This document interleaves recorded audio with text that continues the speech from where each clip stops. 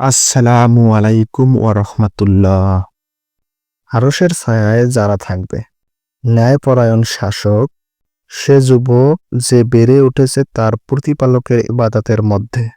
সে ব্যক্তি যার কলব মসজিদের সাথে লেগে আছে। সে দুই ব্যক্তি যারা পরস্পরকে ভালোবাসে আল্লাহর ওয়াস্তে, একত্র হয় আল্লাহর জন্য এবং পৃথক হয় আল্লাহর জন্য।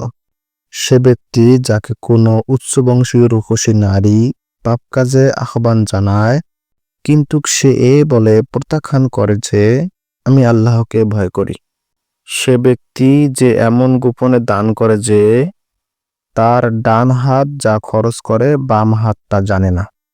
সে ব্যক্তি যে নির্জনে আল্লাহর জিকির করে, ফলে তার দু চোখ দিয়ে অশ্রু প্রবাহিত হয়। লাইক করবেন, শেয়ার করবেন, চ্যানেলটি সাবস্ক্রাইব করবেন। ধন্যবাদ আপনাকে।